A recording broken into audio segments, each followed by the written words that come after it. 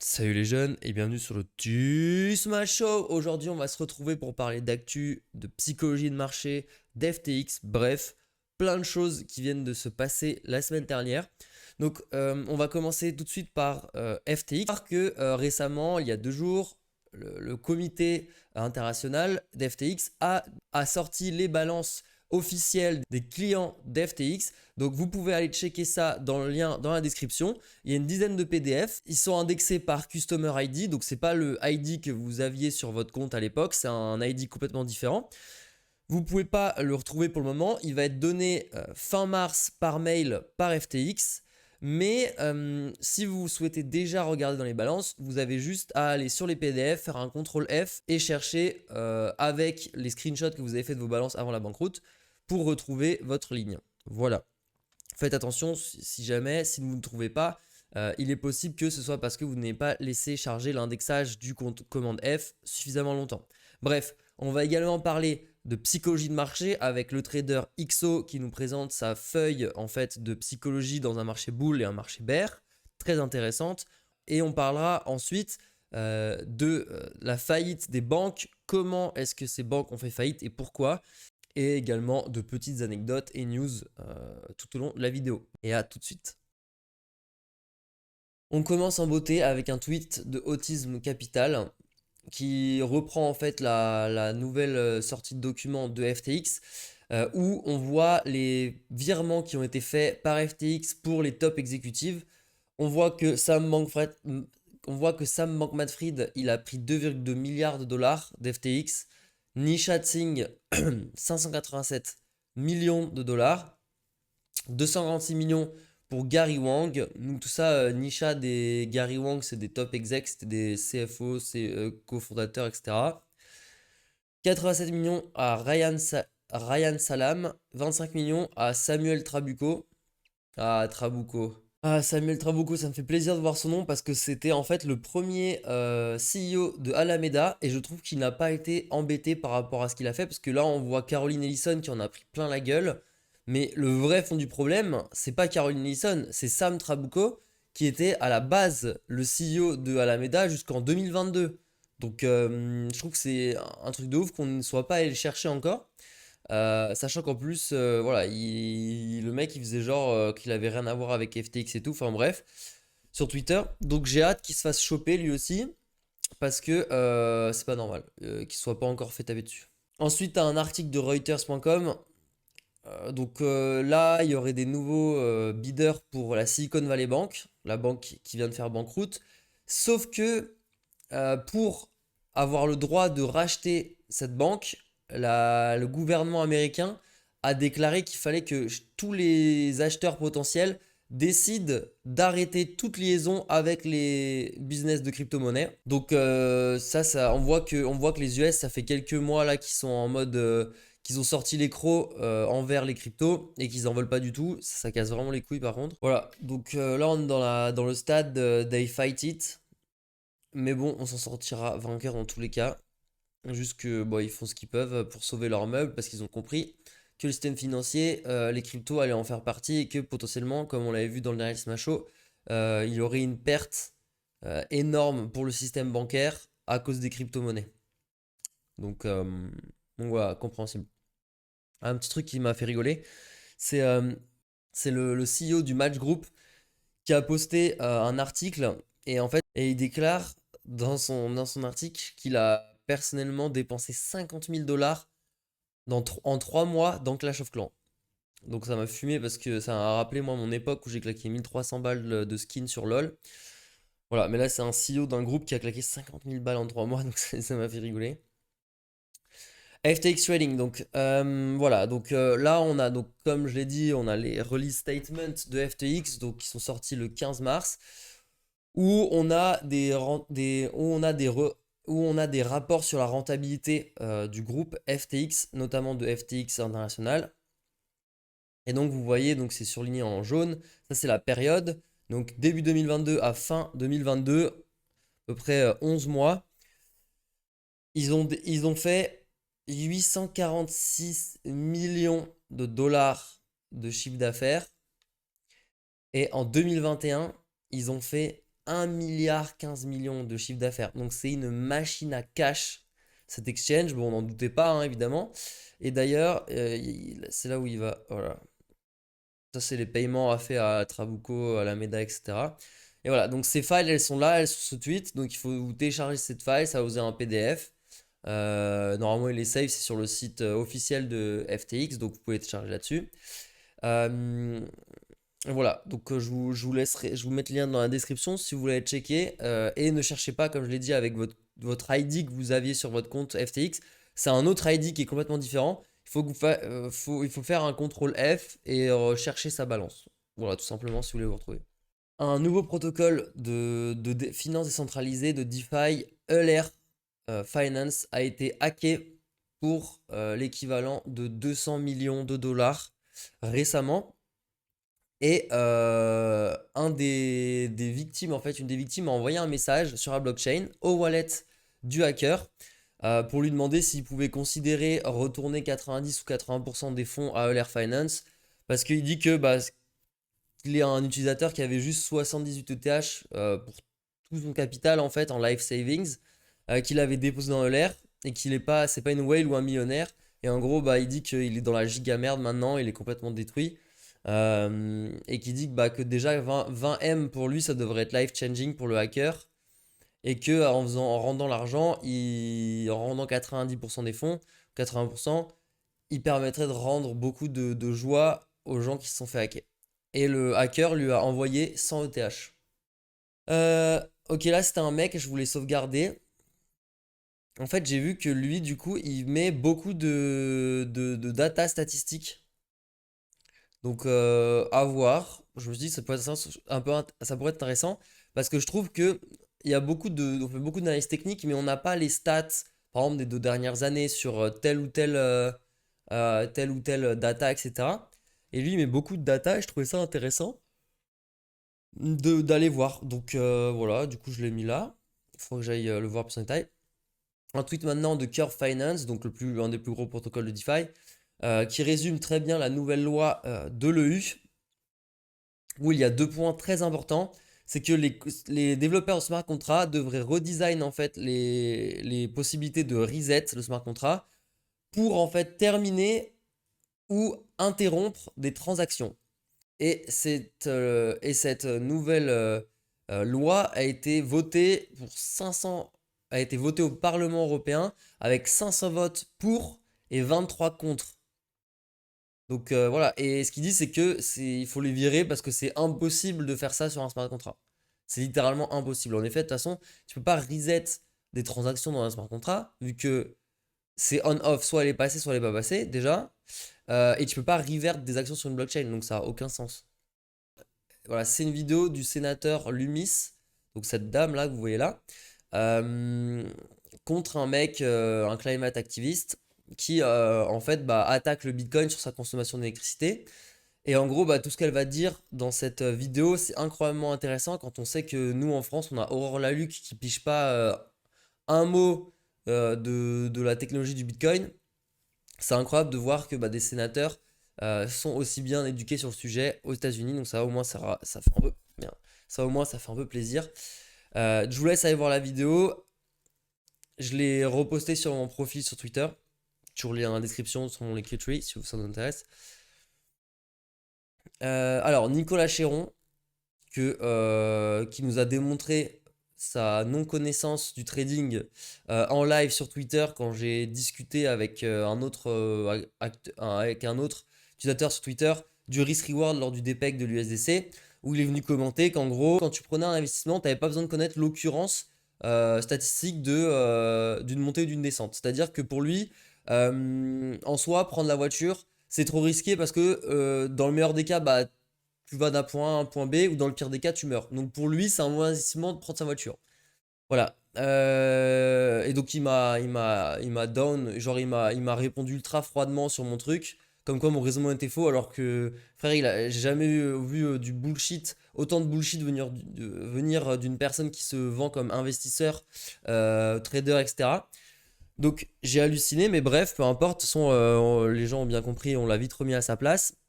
Bref, tout ça pour dire que bon, il est probablement pas trader ou investisseur. Mais c'est un créateur de contenu, finance, voilà. Et par contre, je trouve que ce qu'il a mis là, une bonne fiche en fait pour investir en bourse, qui résume évidemment très léger les concepts de base, mais c'est toujours intéressant pour les personnes non aguerries, etc., que ce soit en investissement ou en trading, qui regardent en fait les choses de manière plus globale et facilement digérable. Donc en gros, premier truc, c'est de définir sa stratégie, quel projet, horizon de temps, profil de risque, conviction, allocation d'actifs. Et en gros, il faut avoir un bon compromis entre des actifs volatiles risqués, équilibrés, prudents ou sécurisés. Donc ils vont nous expliquer ça dans la partie 3 de la feuille.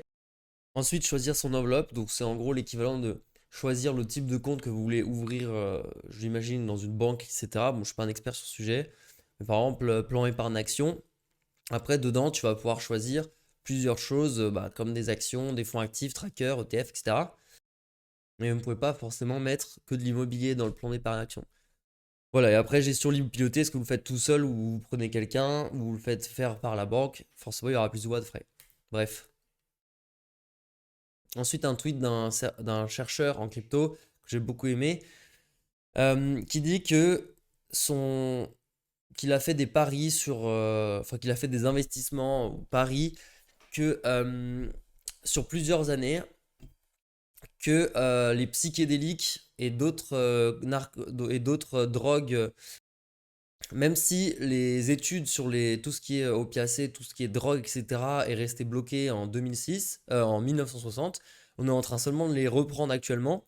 Mais pour moi, les drogues sont une énorme avancée sur plein de choses. Parce qu'en gros, par exemple, avec le LSD, vous pouvez commencer à guérir la dépression. C'est bien meilleur que ce qu'on a actuellement. Sauf que le truc, c'est que forcément, c'est encore un débat. Est-ce qu'il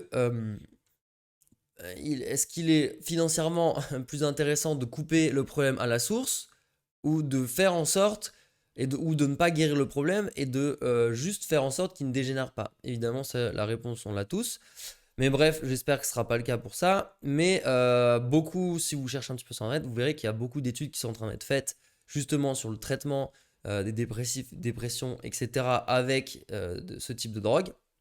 Et je pense qu'à long terme, la société va s'ouvrir fortement sur les drogues autres que l'alcool, parce que je rappelle que l'alcool est une drogue aussi. Mais l'alcool est la seule drogue légale, entre guillemets. Pourquoi? Parce qu'en fait, c'était la première, donc dans les mœurs, c'est ancré, etc. Donc ça a été facilement gardé comme ça. En plus, on a les lobbies de l'alcool maintenant, donc qui font pression forcément pour pas que d'autres drogues se mettent sur le devant de la scène. Alors que si vous vous renseignez sur les drogues, vous verrez que il y a, c'est, l'alcool, c'est une des pires pour plein de choses, pour des raisons de dégâts physiques ou des dégâts sociétals. Donc, bon, je vous laisse chercher, c'est un autre débat. Bref. Et donc, il dit qu'il faut bien différencier plusieurs drogues comme les opiacés ou les psychédéliques, entre parenthèses la marijuana ou d'autres traitements, qui ont montré d'excellents résultats pour traiter des conditions physiques ou mentales. Quand des doses thérapeutiques sont administrées, 60% des patients qui ont des PTSD, donc en gros des grosses peurs, etc., ou des envies de suicide, après le traitement, ils ne rentrent plus dans les conditions de leur DSM-5. J'imagine que c'est une molécule dans le cerveau ou alors un type de comportement pour être considéré comme PTSD ou suicidaire après seulement 2 mois de traitement. Il dit également que le milieu de la médecine va être énormément censuré à propos de ça. Et il pense que c'est un des top 3 plus gros avancements en pharmaceutique qui pourrait nous arriver très bientôt. Il ne pense pas que son investissement dans les psychédéliques va payer aujourd'hui, demain ou même dans quelques années, mais il pense que ça va être une énorme industrie dans 10 ans, surtout avec l'énorme montée de problèmes mentaux après la pandémie de Covid. En effet, il y a le suicide au niveau des jeunes est énormément monté. Il y a beaucoup de sentiments d'isolation et de dépression. Également, tous les vétérans de guerre qui souffrent de PTSD et de suicide qui sont à des taux les plus hauts jamais vus. Et les médicaments, en fait, pour la dépression et l'anxiété ne sont pas à la hauteur, tout simplement. Ces médicaments, en fait, enlèvent l'effet négatif, mais également l'effet positif qu'il y a. Donc, en final, c'est juste que ça te rend amorphe et juste average bas, quoi. Après, il dit également que pour l'investissement, c'est assez compliqué parce que, en général, dès que c'est groundbreaking, dès qu'il y a une grosse avancée en pharmaceutique, ça prend des valeurs directement énormissimes. Et en gros, par exemple, bah, dès qu'il y a une compagnie qui va lancer une phase 1 d'essai sur un médicament ou sur une drogue, ça monte déjà à 100 millions plus de valuation, donc c'est plus compliqué de trouver un RR. Ses meilleurs wins sur ses portfolios dans le venture capital, c'est dans le pharmaceutique, mais ça provenait d'investissements très tôt. Lorsqu'il avait une connexion ou un networking avec un fondateur d'une des boîtes ou un syndicat qui avait des bons accès au deal. Les seules raisons qui peuvent pousser une boîte pharma à être undervalued, c'est donc A, ça veut dire qu'ils sont encore loin d'avoir le truc groundbreaker. En B, la société va être confrontée à des régulations plus difficiles, etc., à cause d'un stigma ou d'un risque lié aux médicaments. Et troisième point, c'était déjà overpricé parce que les personnes ont déjà été overhyped à propos de ça. Les gens ont vendu à perte. Donc je lui ai demandé qu'est-ce qu'il utilise pour investir dans ce secteur. Dans les public markets, c'est compliqué de trouver des winners. C'est surtout, bah, il achète des index pour avoir une exposition au milieu en lui-même. Et sinon, bah, ce qu'il préfère lui, c'est venture companies. Donc en gros, c'est investir dans private equity. Mais bon, ça, c'est plus complexe pour nous. Ensuite, Igor Igamberdiav, chef chercheur à Wintermute, qui est un gros fonds d'investissement. Donc il fait un détail des pertes du protocole Euler, donc Euler Finance dont on a parlé tout à l'heure. Donc 197 millions de dollars en tout, notamment de l'Ether pour 110 millions, du wrapped Bitcoin, du wrapped Ether. Alors concernant le hack, il explique en détail ce qui s'est passé, mais c'est relativement complexe. Il y a plein d'histoires de e-token, de collatéral, de dette, etc. Donc ça va être relativement compliqué d'expliquer. Même moi, il faudrait que je me pose bien pour le lire et pour voir. Je vais vous mettre le lien du tweet dans la description pour ceux qui veulent. Allez voir plus en détail. Ensuite, un livre apparemment qui est intéressant, qui s'appelle Trading at the Speed of Light. Et apparemment, c'est un très bon livre sur le sujet du trading et du quant. Maintenant, un tweet du trader XO, donc qui est un très bon trader d'ailleurs, qui a call des trades Mamacita. Il a short le top à 25K il y a quelques semaines. Into, il a long 19,7. Enfin, un god tier. Bon, c'est longtemps que je le suis, je savais qu'il était chaud, mais là, il a fait des prouesses techniques, les gars. Bref, en gros, il a mis deux fiches qui décrivent le marché, donc le marché bull et le marché bear, et en fait les retournements de tendance qu'on peut voir. Donc là, par exemple, la première fiche, c'est le marché bull, et donc voir en fait le crescendo, enfin la montée en puissance de la psychologie, et sur comment on identifie un top. Donc le long de la montée. Donc je vais vous faire quelques points chronologiquement. Donc au tout début, l'économie elle grossit, on a de plus en plus d'économic reports qui sont positifs. Les finances d'entreprise battent les espérances. Les médias font que de mettre des bonnes nouvelles. Le marché devient plus solide. Les investisseurs pensent que prendre du risque, c'est la bonne route pour faire du profit. La cupidité est la chose la plus motivante. Les prix deviennent plus hauts que leur valeur intrinsèque. Il y a peu de défauts. Tout le monde arrive à repayer ses prêts, etc. Il n'y a pas beaucoup de sceptiques et beaucoup d'espoir. Tous les deals un peu risqués peuvent être faits. Tout le monde pense que ça va être tout le temps comme ça et que ça va rester super à jamais. Les investisseurs ignorent la possibilité de pertes et ils ont juste peur de manquer des opportunités. Personne ne trouve une raison pour vendre. Les investisseurs seraient contents s'il y avait un dip pour pouvoir acheter. Les médias célèbrent des événements excitants. Les investisseurs commencent à être euphoriques et carefree, donc ne font plus attention. Et les holders de securities et d'assets financiers se félicitent de leur intelligence. Ceux qui sont restés sur le sideline commencent à avoir des remords et capitulent et achètent. Le risque du coup devient très haut maintenant sur les marchés. Les investisseurs devraient arrêter d'avoir peur de louper des opportunités, mais plutôt d'avoir peur de perdre de l'argent. Et là, c'est le moment où il faut faire très attention. Et là même dans le marché baissier, donc le long de la baisse cette fois. Donc au début, l'économie, elle devient faible, les rapports deviennent négatifs. Pareil pour les rapports de finances des entreprises, ils deviennent mauvais, ils n'arrivent pas à tenir les projections. Les médias rapportent que des mauvaises nouvelles, le marché baisse en prix, la peur commence à dominer les investisseurs, il y a de moins en moins de demandes pour les assets financiers.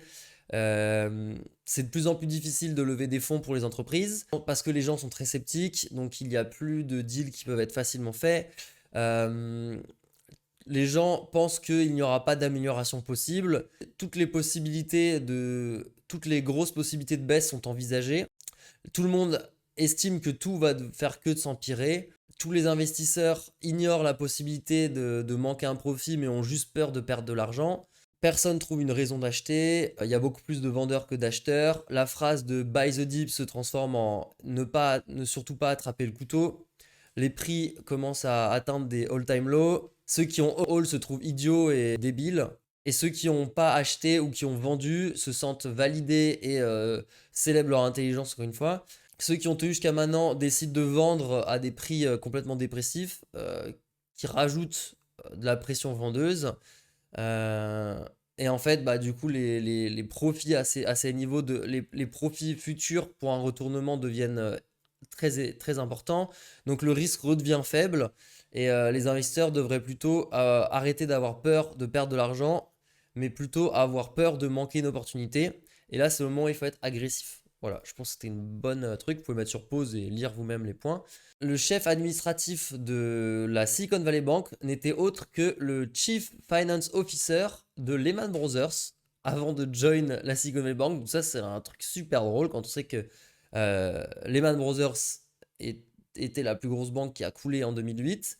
Donc ça m'a fait bien rire. Maintenant, un tweet de MTC Lord Market, je sais pas ce que c'est, mais en gros, c'est juste que il a mis en avant. Alors, quand il y a eu la panique sur l'USDC, il y a un mec en fait qui a utilisé KeeperSwap, donc qui est un agrégateur de DEX, donc qui permet tout simplement d'avoir le meilleur prix sur tous les DEX à travers toutes les poules. Sauf que il n'a pas eu de chance. Pourquoi? Parce que il a swappé 2 millions de dollars d'USDC pour de l'USDT dans cette pool. Sauf que pour X ou Y raison, on ne sait pas trop, faudrait creuser le sujet. Mais en fait, l'agrégateur de KeeperSwap, il a mal routé la transaction et plutôt que de la mettre dans une pool où il y avait beaucoup de liquidité, il l'a routé dans une pool sans liquidité. Et en fait, donc du coup, il a transformé ces 2 millions de dollars en 5 centimes. Voilà, vous avez bien entendu, il a transformé 2 millions de dollars en 5 centimes parce qu'en fait, la pool qui a été routée, c'était la pool d'Uniswap V2 qui n'est plus utilisée en ce moment, enfin qui n'est plus utilisée depuis quelques mois, voire quelques années. Et donc, cette pool n'avait plus rien dedans quasiment. Et par conséquent, bah, il a tout perdu. Et apparemment, il se serait trompé quand il a mis le slippage. Donc voilà, faites attention à vos slippages quand vous faites du trading sur DEX. Parce que là, 2 millions 5 centimes, c'est tendu. Ici, on a des feelings qui montrent que A16Z ainsi que Paradigm, donc des gros fonds d'investissement crypto, ont beaucoup d'argent qui sont bloqués chez Silicon Valley.